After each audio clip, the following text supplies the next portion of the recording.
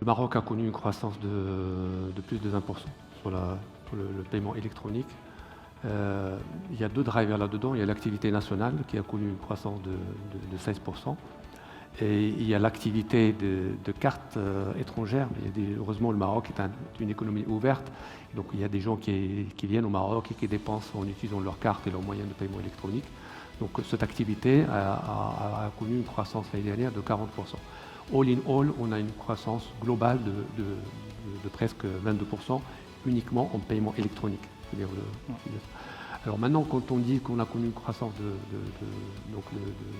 22% globalement, comment le citoyen marocain s'est comporté? Le citoyen marocain a bien utilisé sa carte, il a bien utilisé son wallet, on va dire. Maintenant, il reste quelqu'un de très attaché à son cash, parce qu'on compare ça par rapport à comment on a utilisé sa carte. Donc, le paiement électronique pèse encore par rapport à ce qu'on fait avec sa carte. Qui arrive parfaitement à faire joindre les deux intérêts et du client à travers une expérience client de Anytime, Anywhere dont on a parlé, mais aussi des intérêts des entreprises. Si c'est à donner l'exemple de la facture d'électricité, moi je donnerais un autre chez les opérateurs télécoms par exemple, où le paiement des factures mensuelles, ils peuvent avoir des millions de clients qui se pointent en boutique pour payer. Ça crée de la frustration, de la mauvaise expérience client et ça crée des problèmes pour l'entreprise, pour gérer ces flux qui vont durer 3, 4, 5 jours et le reste du mois, l'activité commerciale normale. Donc c'est un super moyen aujourd'hui qui arrive à joindre et concilier les deux intérêts. Mais quand on dit deux intérêts, nécessairement, il y a une notion au milieu qui s'appelle la confiance. Parce qu'on a des acheteurs d'un côté qui peuvent avoir des attentes, des frustrations. Il y a des vendeurs ou des entreprises qui peuvent aussi avoir des attentes et des frustrations. Et je pense que cette notion de confiance, elle est pertinente pour exploiter tout le potentiel que le Maroc peut en tirer de la digitalisation d'une manière générale, mais des moyens de paiement particuliers. On a un taux de réticence des populations sur tout ce qui est e-commerce. Effectivement, ce phénomène-là, il est aussi connu à Dakar.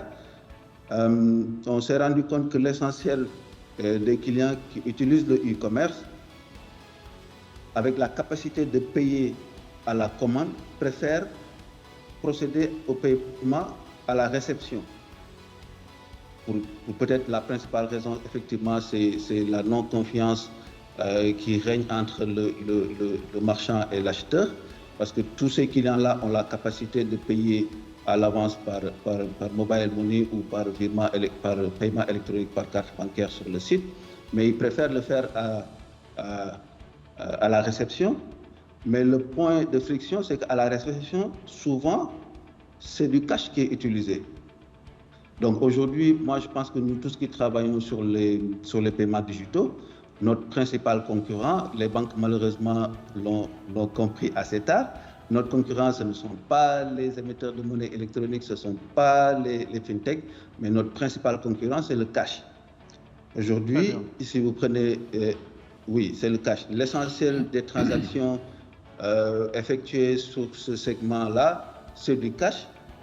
Quand vous prenez les paiements numériques aujourd'hui au Sénégal, tout ce qui est paiement monétique, entre guillemets, tel qu'on le connaissait avant, sur 2021, par exemple, on a un cumulé d'un peu moins de 3 000 milliards de francs CFA.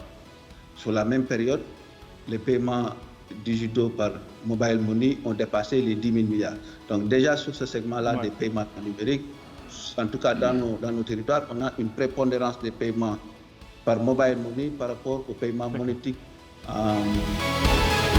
traditionnels.